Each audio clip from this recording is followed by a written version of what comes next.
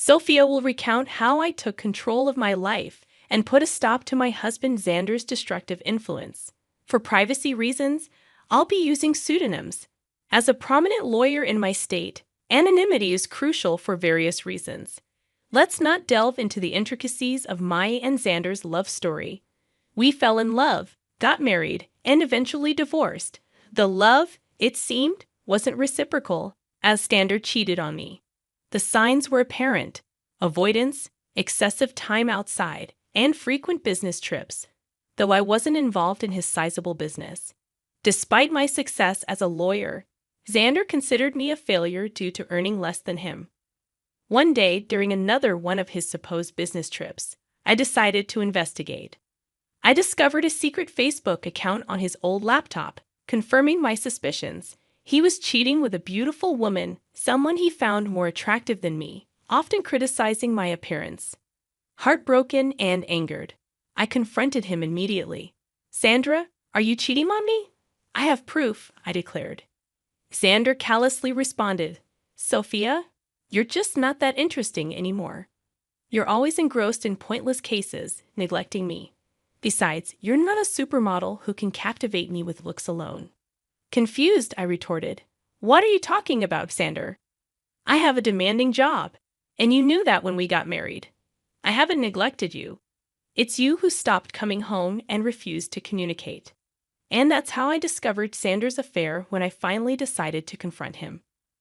I anticipated a degree of remorse from him, but the cold response I received caught me off guard. He shifted all the blame onto me, justifying his cheating, a claim that held no validity.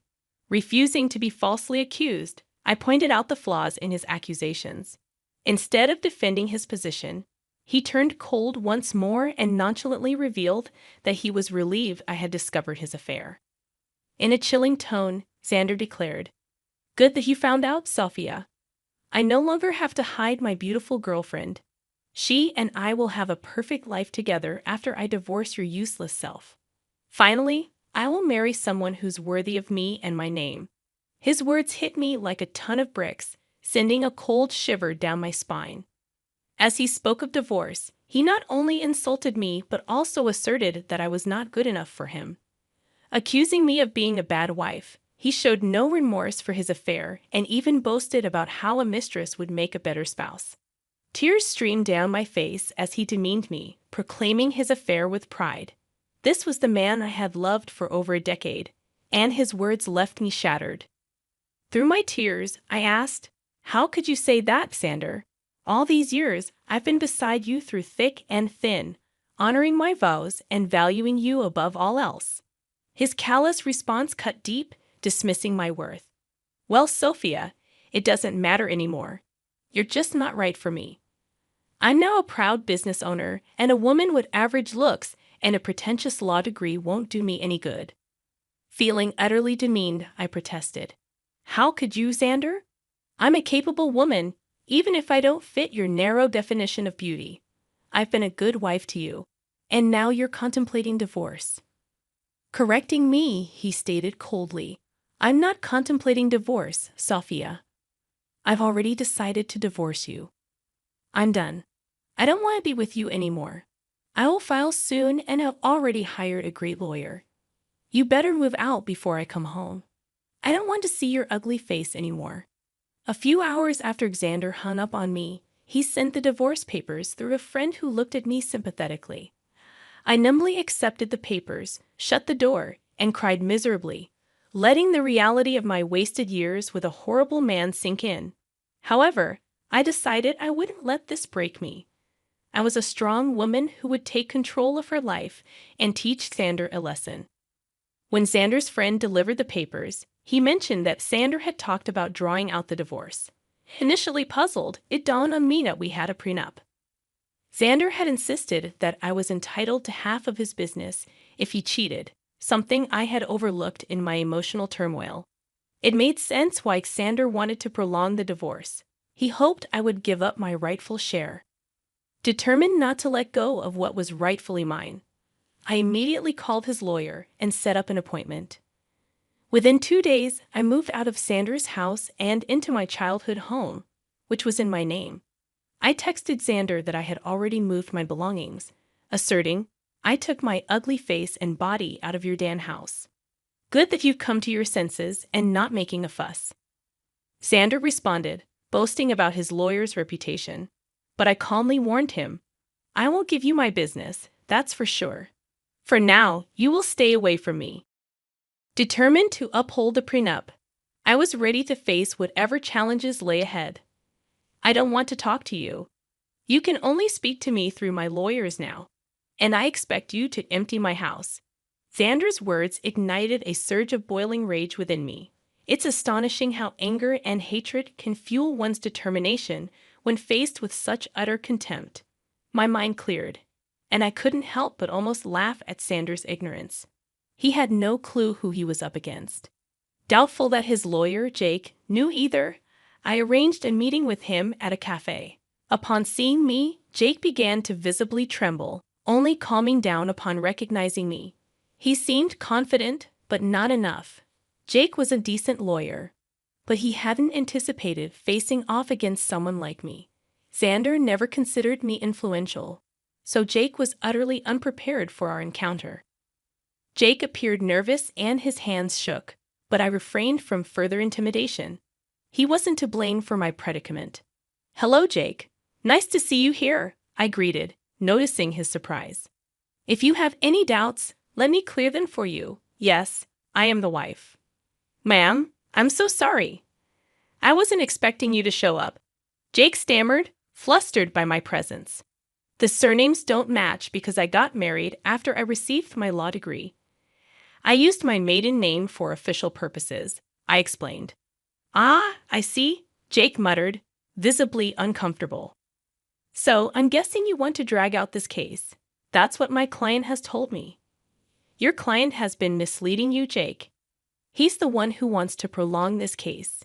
Isn't that what he told you? I confronted him directly, knowing my reputation as a lawyer spoke volumes. Jake squirmed under my scrutiny. Accustomed to asking the right questions, I didn't mince words. You don't have to answer that, Jake. I've known Xander for over a decade. I married that idiot for God's sake. I know what goes through his thick head. Concerned for Jake's predicament, I decided to enlighten him. Since I know you, and it's not fair on you, I'll tell you the truth about this divorce. What do you mean, ma'am? Jake inquired, clearly taken aback. Did my dear husband mention to you that he cheated on me? I asked pointedly, watching Jake's expression for confirmation. His reaction spoke volumes, confirming my suspicions. Once again, Jake was caught off guard by my revelation. I won't lie to you guys. It did sting and hurt my ego to admit to my colleague that I had been cheated on. It's not a pleasant experience. However, I knew better than to betray my emotions. No matter how humiliated I felt, I still had the upper hand, and I was well aware of that. Jay, on the other hand, didn't know. He said, no, I don't think my client has told me about that. But he did warn me that, in his words, you would make some baseless accusations because you want to ruin him. Oh, you poor thing, Jake. Your client has played you like a fiddle. Although it might make you happy to know that Xander thinks you are one of the best lawyers out there. Well, that's a big compliment, but I will never measure up to you, ma'am, Jake confessed. I wish he had told me that his wife also practices law. He only told me that you work at a law firm. My husband never really took my accomplishments seriously. He had a habit of undermining my work and influence. It was foolish of me to stay with him this long. However, it was smart of me to sign the prenup to save my butt, I shared. Jake was completely taken aback by the mention of the word prenup. He looked shocked, and the term seemed foreign to him. I didn't need to be a rocket scientist to know that he had been ambushed again. Xander had conveniently forgotten to mention the prenup to Jake, perhaps hoping I had forgotten about it. Well, who knows? It didn't matter. Since the word of the prenup was out there, Jake was frazzled. There's a prenup in this marriage. Your husband hadn't mentioned that. Do you have any proof, ma'am? Jake inquired. Oh, I do have plenty of proof, Jake. I brought the papers along. I had a feeling that Xander would try to get out of dealing with the consequences of his actions. Well, not on my watch. I would really like to see the papers, ma'am. Also, I think I would need to see proof of his affair if you have any. Don't worry, Jake. I brought along everything. Like I said, it isn't me who wants to drag out this divorce. The sooner it happens, the better it is for me. I handed over all the evidence to Jake, from messages to pictures and documents. I had all the proof right in my handbag, casually giving them to Jake, knowing that the case would always go in my favor. Jake studied each and every document thoroughly before signing and looking rather defeated. He then looked at me and said, "I see that you have solid proof of everything, ma'am. I had no idea about all of these things. I figured that out, Jake. Also, I know how difficult it is to work with unreliable clients, especially when the opposite party has an equally strong lawyer for their case." "You're right about that, ma'am. I think that's all I needed to talk about today. I believe I need to have a serious conversation with my client before I decide to proceed with his case. I'm sure someone will contact you soon, although I can't say that it will be me." I could tell what Jake was hinting at but didn't comment on it. I thanked him for his time and proceeded to walk out of the cafe. I went straight to work and started to prepare my own documents for the divorce. All the lingering sadness was gone. Now, there was this rage within me that was driving me to make sure Xander suffered for what he had done, and I knew he had no way out of this mess he had created. It took Xander one day to get back to me. He called me on my number despite telling me not to contact him directly. It was funny but not surprising. I knew he would find himself in this situation. When I answered his call, he sounded very pissed off. "What the hell did you say to my lawyer, Sophia?" My, look who's calling after telling me to stay away. "Now what happened with your lawyer, Xander? Stop playing around, Sophia. Tell me what you told him that made him quit today. Your lawyer quit today? How sad, Xander.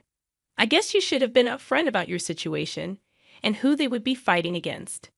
You don't know what you're saying? You are a freaking nobody. I won't let you take away my family business." "Oh, I would like to see you try, Xander. I will hire a better lawyer and doubt you. Just wait and watch. I will destroy you in court. You will come to me begging for mercy." "Well, sounds like a plan, Xander. Good luck with that. But a word of advice from a lawyer. Remember to tell your new lawyer about your affair and the prenup." When I said that, Xander simply hung up on me. It made me chuckle. He was in deep trouble but still didn't know it. He would try every lawyer in town and see if anyone would represent him. I am a known name here, so people knew not to mess with me. Plus, anyone stupid enough to believe his lies would be dragged down to reality when I presented them with my ammo. Xander said that he would make me beg for mercy. I knew that it would be a matter of time before he would come begging at my door. I was right in thinking that Xander would be back, begging at my door. He literally had no other choice. One fine morning, while I was getting ready for work, there was a knock at my door. I was a little confused about who showed up at such an odd time. Imagine my surprise when I opened the door and found my soon-to-be ex-husband, looking forlorn and weary. I invited him in because I didn't want the scene outside my home. I was already dealing with enough. When he came inside, I said, "Make it quick, Xander. I don't have enough time to waste on you. I don't even know why you're here. We were supposed to strictly communicate through lawyers only." "Yeah, about that. I haven't found a good divorce lawyer yet." "Oh, that's sad for you, Xander. You better hurry up because I hear that your mistress has been dying to marry you. I'm not worried about her anymore. Listen, Sophia, we need to talk. You have been sabotaging my lawyer so that they wouldn't take my case. That is very unfair." I immediately laughed when he said that. I couldn't believe that Xander would have the audacity to pin the entire blame on me. This once again showed how little he valued my profession. He thought that just because he was willing to throw money, people would pull at his feet. Oh dear, that's an amazing joke, Xander. Let me just clear that misconception for you. I haven't been sabotaging anything. It's your stupidity that's causing trouble. I don't understand. What did I even do? Should I remind you how you lied to your lawyers about the affair and the prenup? That is enough to make them look like fools in court.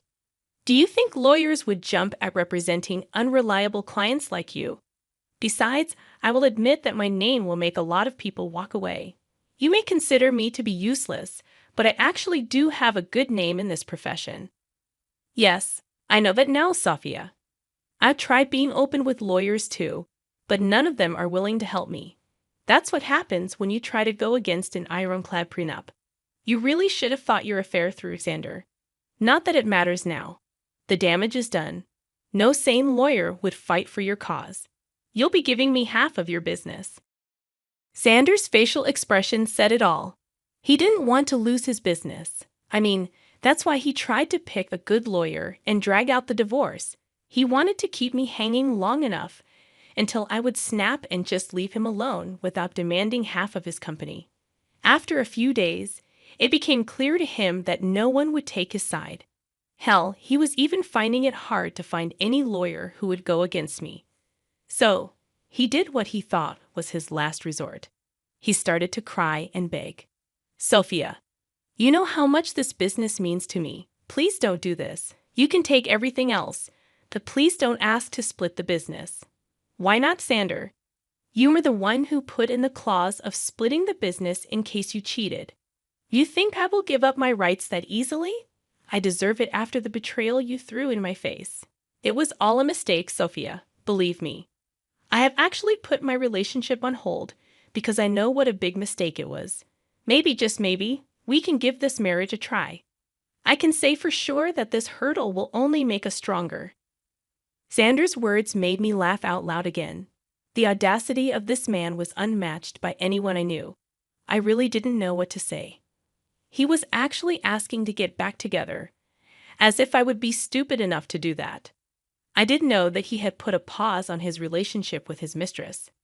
The rumors were out that the mistress was not happy, and neither was Xander. But if he thinks this will make me go back to him, he is dead wrong. I already made the mistake of marrying a piece of and learned my lesson the hard way. Plus, I knew why he was suddenly desperate to get me back. You must be delusional for suggesting something like that, Xander. I didn't come this far in life by being utterly stupid. I know that you want to get back to me because you don't want to split your business. Sophia, we were happy together. Let's just look past this one time and restart our marriage. I will cut off my mistress. I swear there's no reason to do that, Xander. Believe me, that woman is going to start running once she finds out that you won't be very rich after the divorce. As for me, this is my golden chance to get out of this sham of a marriage. I must thank you for showing your true colors before we had kids. Now you will reap what you have sown. With that, I was pretty much done with my piece. I immediately stopped talking while Xander kept begging and pleading with me not to take his business.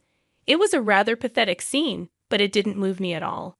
Instead, it made me think of the times I went to bed crying because this piece of expletive I call my husband decided to betray me. Seeing Xander in a vulnerable place only gave me satisfaction and completed my revenge. Now, I simply needed a clean break to start fresh. Well, I definitely got more than what I had bargained for. Karma hit Xander hard and fast. He tried for weeks to change my mind and make me come back home. I turned a blind eye to everything simply because I wasn't interested in his drama. I was ready to move on. Since he had filed for divorce already, I hired someone from my firm to represent me. I'm not a divorce lawyer, so I couldn't do it myself. Besides, I wanted as minimum interaction with him as possible. After a month of trying to change my mind, he was forced to get a lawyer and ask for a clean break. He knew that if I took the case to court, he would only face humiliation and ultimately waste money on lawyers appointed by the court. So he receded and asked for a mutual split. The prenup made it super easy for me to get the divorce. Of course, I had plenty of proof to show everyone that Xander cheated. As per the prenup, he was supposed to give up half of his business to me. He wasn't happy. But there was no way out, so he signed over half of it to me. We did give him an offer to buy me out, but he had no money. Now, why would a big business owner like Xander have no money, you ask? Well, he had spent it all on his mistress, who is now not taking his calls or texts. I guess she figured out that he won't be rich anymore. But now, No one is willing to date her because they know what a gold digger she is. What goes around comes around, I guess. Well, the mistress was the least of Sanders' troubles. With half of his business gone, his earnings were severely reduced. He had to sell his house because he didn't have much money to maintain it or even pay the mortgage properly. He's currently renting a condo that is a serious downgrade from the big mansion he stayed at.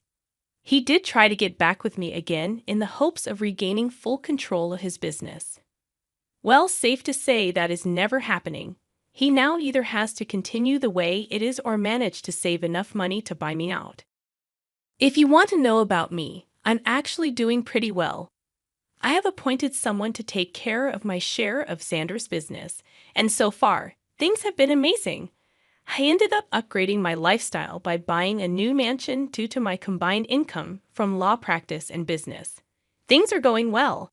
I'm living my best life, and I honestly couldn't be happier. All in all, the divorce played out well for me. Instead of getting played by my ex-husband and his mistress, I ended up ruining their lives and bettering mine. Are you the reserved guest I was expecting? I have something important to discuss with you. Would you mind sparing a moment? As I was about to enter the restaurant, a woman in a chef's attire, wearing a tense expression, approached me. Intrigued, I wondered what she wanted to confirm regarding my meal. However, when I listened to her, I was hit with a shocking revelation that made me go pale. My name is Emily Thompson, 31 years old, working in the advertising industry. I work diligently to create better advertisements, and although it's a challenging job, it's incredibly rewarding. My husband, John, whom I met through work, is a year older than me, and we've been married for a year. Being a dual-income household, we efficiently share our household chores and help each other manage our lives. Initially, our interactions were solely work-related, but as time went by, we started having more personal conversations and grew closer. I realized that we shared similar interests and values, and I started developing feelings for him. Fearing that we might not see each other often after our collaborative project was coming to an end, I mustered the courage and confessed my feelings to him. Despite my nervousness, he accepted my feelings, and we started dating. After a year, he proposed, and we got married. Before marriage, John revealed that he had been previously married and was divorced. They were married for about a year, had no children, and mutually decided to part ways due to differing values. It seemed like John regretted not being able to make his previous marriage work. He appeared a bit reserved when it came to love, probably because of his past experience, but I understood. As long as there were no lingering issues, I didn't mind his past. It wasn't about wanting happiness for marriage, but wanting to live my life alongside John. So I accepted the fact that John was divorced and went ahead with the wedding. Our married life was filled with happiness, but slowly, the real implications of John being divorced began to unravel. After our wedding, we moved to an apartment close to both our workplaces, and John's parents live nearby, and we get along well. Our married life has been smoother than I anticipated. Initially, I had concerns about living so close to my in-laws, fearing potential conflicts, but they were always kind to me. Given our work schedules, John and I hardly have time during the weekdays, but we make the most of our weekends.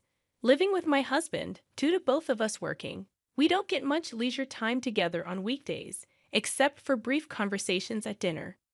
Therefore, we spend a lot of time together on weekends. We both enjoy eating and often cook dishes we want to try at home. Ideally, dining out would be great. But I have an allergy to fruits from the Rosaceae family, so I can't casually eat out. Even when I think a dish doesn't contain these fruits, they might be used as a hidden ingredient, making it tedious to constantly check with restaurants. Even a slight touch causes my skin to turn red and swell. I feel bad asking about ingredients at restaurants and have developed an aversion to dining out due to this. I developed this allergy as an adult, and initially, I was taken aback since I hadn't expected it. I recall a time when I ate a lot of strawberries, and my mouth swelled up, making it difficult to breathe. I used to eat fruits frequently, and after getting tested at the hospital, I was devastated to find out about my Rosaceae fruit allergy. Discovering that I could no longer eat favorites like strawberries, apples, pears, and peaches saddened me. I'd had reactions after eating food I thought was safe, only to find out they contained allergens, which further discouraged me from dining out. This made me apprehensive about buying ready-made meals or snacks, adding a bit of stress to my life. Perhaps due to the initial severe allergic reaction and the sadness of not being able to eat my favorite fruits, I became overly cautious about checking ingredients during meals with my husband. While we were dating, my constant checks made me feel apologetic. However, I can't feel at ease without thorough confirmation, and without it, I can't fully enjoy meals. Still, we love eating. My husband and I would select ingredients and enjoy cooking together, a routine that helped reduce my excessive worries. Fortunately, both my husband and his parents understood my allergies, easing the mental burden I felt after getting married. Especially my mother-in-law, who had a deep understanding of allergies due to her father's severe wheat allergy. Wheat is commonly used in many products, and even a little bit affected him. Allergies can be lethal, so we were very careful. She explained that she researched my allergy and always ensured that meals were safe for me when we dined at her place or went out. She took extra precautions, allowing me to enjoy meals without worries. You shouldn't have to be scared during meals. I'll make sure everything is safe for you, she told me, which almost moved me to tears. I have a great relationship with my in-laws, especially my mother-in-law, who treats me like her own daughter. We'd often go out together, and my husband and his parents are wonderful people. The concerns I initially had about my allergies have vanished. One day, a project I proposed at work was successful, earning me a promotion, which I excitedly shared with my family. They were all thrilled, especially my mother-in-law. While spending time with her, she invited me to celebrate at an upscale restaurant. That's a very fancy place, isn't it? I can't let you do that, I hesitated. The restaurant was in a luxurious hotel nearby, which I had always dreamt of visiting since my student days. However, it was truly upscale, and I felt it was too extravagant even for a celebration. You don't have to hold back. This is such a joyous occasion. Let me treat you, she insisted, genuinely happy about my promotion. Her sentiment warmed my heart, but I had reservations. I remembered visiting the restaurant's website before my allergy developed and dreaming of tasting their fruit-filled tart someday. The restaurant often uses fruits from the Rosacea family. While I appreciate my mother-in-law's kindness, besides the issue of the restaurant being upscale, I'm hesitant because they frequently use fruits from the Rosacea family, to which I'm allergic.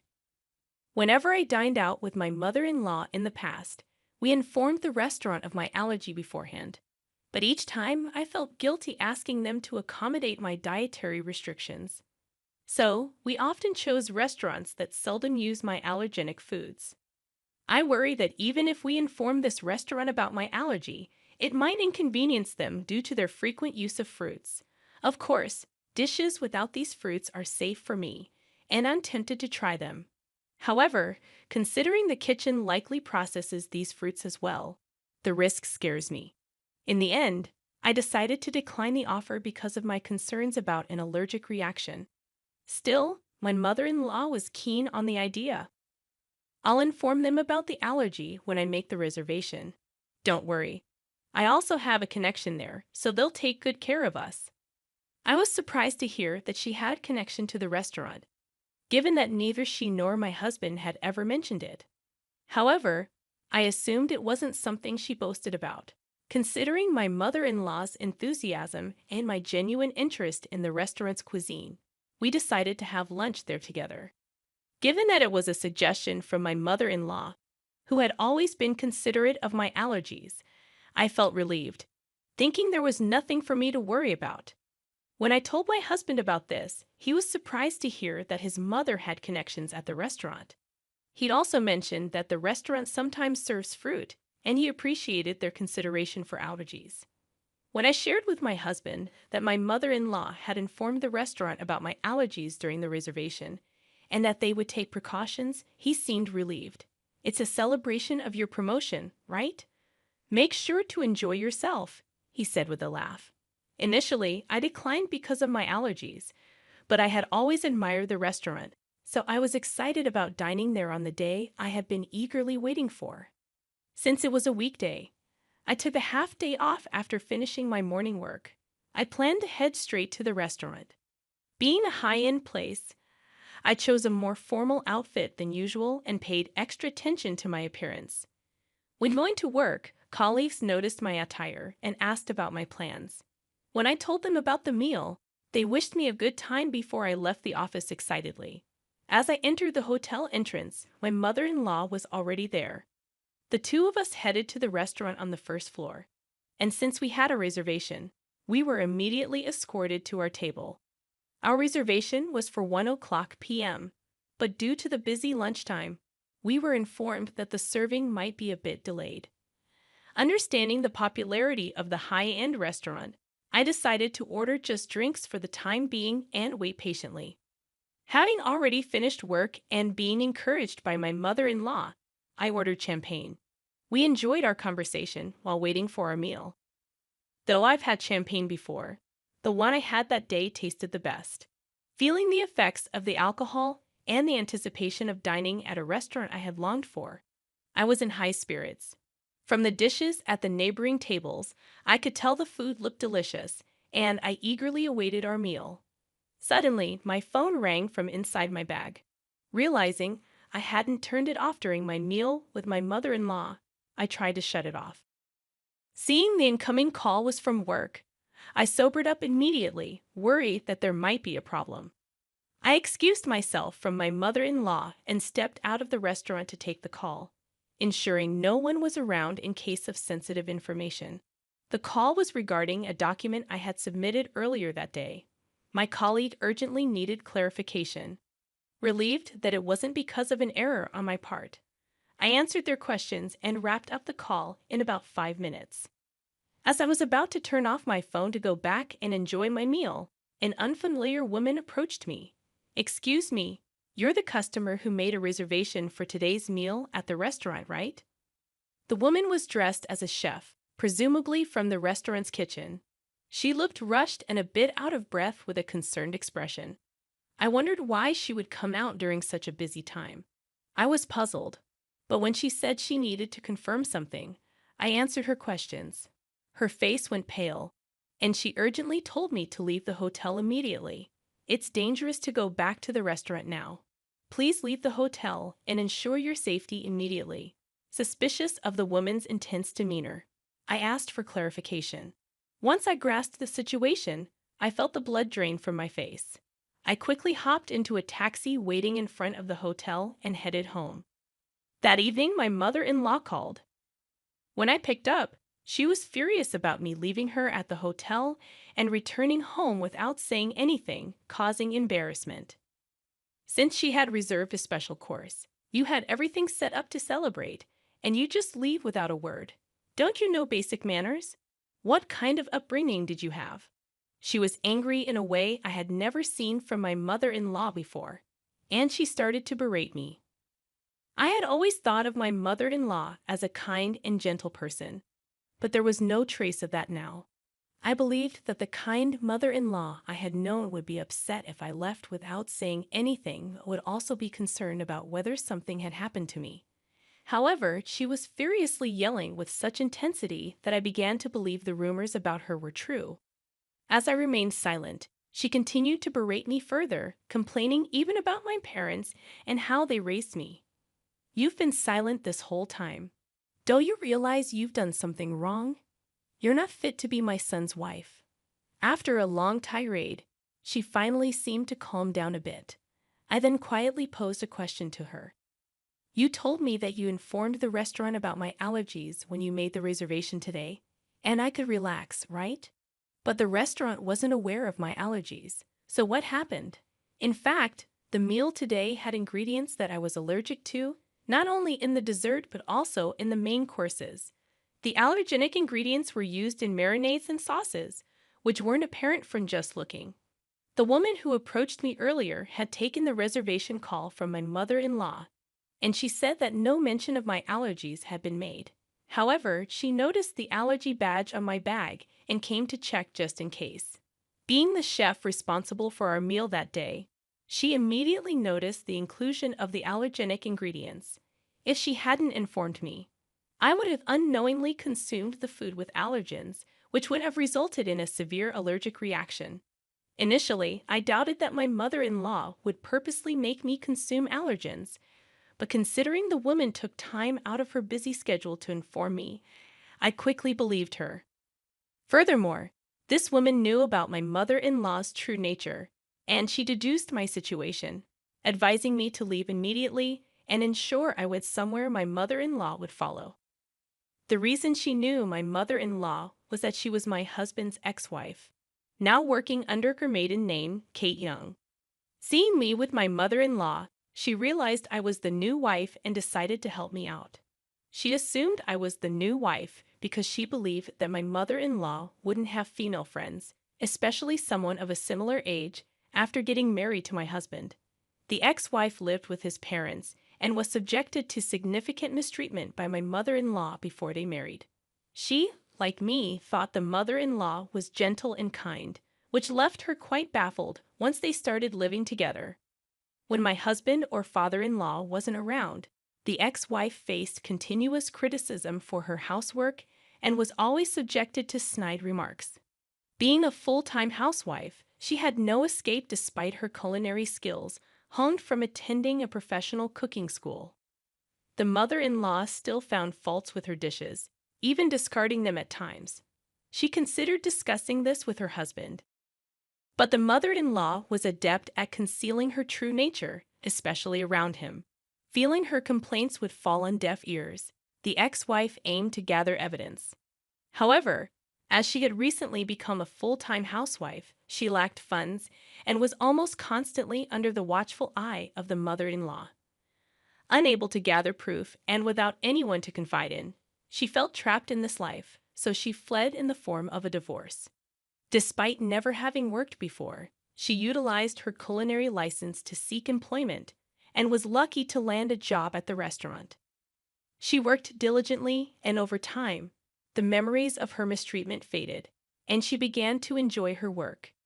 After a few years, as she matured into a full-fledged chef, for some reason, my mother-in-law discovered she worked there and started frequenting the restaurant. Upon realizing her ex-daughter-in-law was there, she discreetly threatened her for discounts while she declined absurd demands. Past traumas influenced her to yield to some, and the connection my mother-in-law spoke of referred to the ex-wife. When I questioned why she hadn't communicated my allergies to the restaurant, my mother-in-law feigned ignorance. "I knew about your allergies, so I must have told them." "Maybe it's the staff's oversight," she countered defensively, placing the blame on the restaurant staff. Given that the reservation call was handled by the ex-wife, it's probable that my mother-in-law deliberately didn't mention the allergies, intending to pin the blame on the restaurant. However, I was already onto her game, considering the restaurant's stringent guidelines on allergies. If informed, they'd have accommodated my dietary needs. Moreover, they record calls for dispute resolutions, so it would be easy to verify who was at fault. When confronted with this, my mother-in-law, not anticipating recorded evidence, fell silent. I pressed on. "You've always been cautious about my allergies. Why did you not mention them this time?" Until now, my mother-in-law was well aware of the dangers of allergies and always showed concern, so I never imagined she'd do something like this. She knew that by doing this, it wouldn't end well for me, given that we had a good relationship until now. I was curious why she acted this way and sought an explanation. After a brief silence, she shouted defiantly, "I despise you. You outshine me. You deserve some pain." She was envious since I received praise at work and was more liked in the neighborhood than her. She arrogantly claimed that even if I spoke out, no one would believe me. If it weren't for this incident, I wouldn't have believed she was capable of such actions. Thus, I had collected evidence to reveal her true nature and confronted her with it. Everyone would believe me. My parents and my husband, John, are here, listening to everything. Plus, this conversation is being recorded. Everyone present had heard her berate me and her intentions to purposely expose me to allergens. In fact, after leaving the restaurant, I immediately went to my parents' house and had John join us. I had informed them of the situation, and we were discussing our next steps when she called. So I swiftly switched the call to speaker and started recording it for evidence. As a result, we had her incriminating statements on tape. She was taken aback by my revelation and asked in a shaky voice, "Wait, is John there with you?" She never expected her son to find out and asked in a trembling voice. In response, her son, who had been silent and emotionless, gathering evidence, spoke up. "I heard everything. I can't believe you do something like this, Mom," he said in a suppressed, angry tone. She hastily began making excuses. "It wasn't like that. I didn't mean." Her desperate attempt seemed insincere, especially after her earlier outburst. His anger was evident as he shouted, not only towards Kate but also towards Emily. "I don't even want to think of you as my mother anymore. We're cutting ties." Given the true nature of the mother he had trusted, John was beyond furious. He then declared his estrangement from her, ignoring her cries. Furthermore, my parents said that they would sue her for attempted murder, and John cut off the call, disregarding her voice. Later, when John informed his father about the incident, he was furious and suggested divorce, eventually throwing her out of the house. With no relatives to rely on, no income, and being a housewife, she clung desperately, pleading and crying. Her husband, feeling a final bit of pity, put her in a basic apartment, paid the first month's rent, and told her to find work so she could support herself. But having been a housewife, she seemed to lack the drive to work, and, for some reason, clung to both John and me. She barged into our house demanding money, but we drove her away, telling her to earn it herself, especially John, who was extremely stern, ensuring she wouldn't approach our house again. Later on, rumors suggested she started working at a nearby supermarket, but she seemed quite disheveled. Given her nasty attitude, she had no one to rely on and seemed to be struggling on her own. I hope she continues to work hard, both for her own expenses and to pay us the compensation. And I want her to stay out of our lives. As for why she did what she did, it seems she was jealous of me and wanted to see me suffer. John's ex-wife had moved in after graduating from a vocational school and became a housewife. She was submissive, obeyed her mother-in-law, and had a quiet nature due to her unpleasant character, which made her disliked by women and her enjoyment in bullying those weaker than herself. She used to take out her stress on John's ex-wife. However, I am independent, working, and getting promotions. I had a higher social status than her and was well regarded in our neighborhood. Initially, she liked me, thinking I was a competent daughter-in-law, but she gradually grew jealous. Being unable to bully me, she wished I'd be in a position where I'd become incompetent, wanting to look down on me. After the explosive call when John and his father confronted her, she confessed everything, leading to their declaration of cutting ties with her. Later, John apologized to his ex-wife for not noticing the bullying. At that time, he was new at his job and deeply trusted his mother, which blinded him to her behavior. Still, he felt he should have noticed and was regretful. His ex-wife assured him she was over it. She's dating someone now, and their conversation ended on a peaceful note. John felt relieved, knowing she was genuinely happy. Thanks to her help, I became friends with John's ex-wife. She's also career-oriented, and we get along well. Although she's his ex-wife, there's nothing concerning regarding their relationship, and I'm glad to have a friend close in age. After settling matters with the mother-in-law, John and his father threw me a promotion party. With the celebration from the two of them, I felt happy and determined to continue working hard without worrying about my mother-in-law.